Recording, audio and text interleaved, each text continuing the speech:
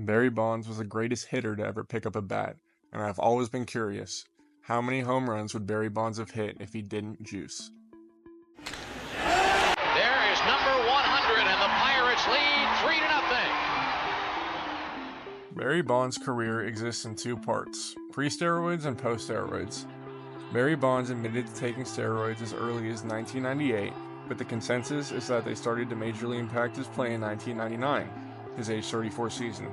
We can sort of tell because his head swelled like a balloon, and he started looking like he could be a spokesman for Mr. Clean. Like, just look at these.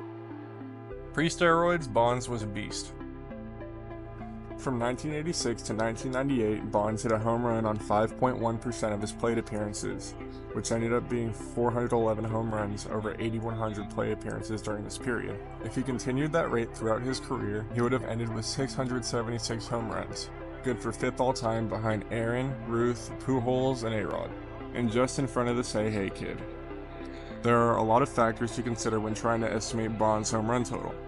Age, injury proneness, and even intentional walk rates are all things to consider. Zips projected how many home runs Bonds would have hit if he didn't take steroids, and they projected that he finished with 551, which I think is criminally low. Like, you're trying to tell me Barry fucking Bonds would have only hit 140 home runs after his age 33 season? The best hitter in baseball ever to ever pick up a fucking bat?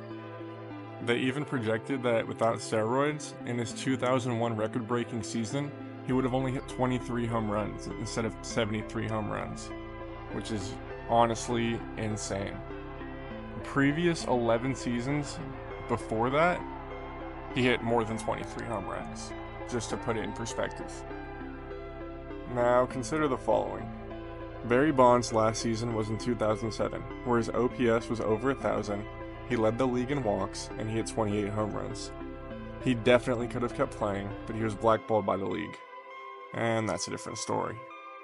Also in 2007, Julio Franco was 48 and still playing Major League Baseball, and even as late as 46, he had an OPS plus of 107. If Bonds wasn't blackballed, he easily would have hit 800 home runs. An adjustment from potentially 800 plus home runs to 551 seems more than unreasonable to me. But if you disagree, please let me know in the comments and I'd love to hear about it. I think it's fair to assume that without roids, Bonds' top end would be around 676 home runs, and the Zips estimate of 551 would be on the lower end. 600 home runs is a reasonable home run estimate for the career of roidless Barry Bonds. And if you don't think he could hit that many, just watch the rest of this video. Games in a row, and the Dodgers are stunned. There's a shot to right field, headed for San Francisco Bay, and gone, a home run! Into the water for Barry Bonds. Snow, Murray, and Aurelia the base runners. Right field, that's headed to the water, and Bonds has his second grand slam year.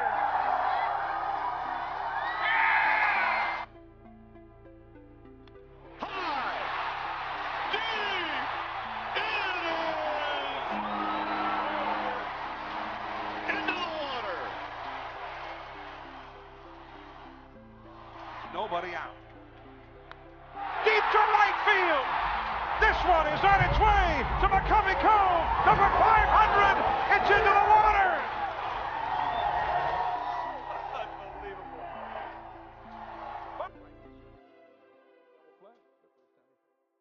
Bond swings, and there it goes. It's headed for McCovey Cove. It is gone, a home run. 9 for Bond. 94 strikeouts. Bonds with a drive. Looks like number 70 for Barry Bonds. And it is. Tying the all-time record set in 1998 by Mark McGwire.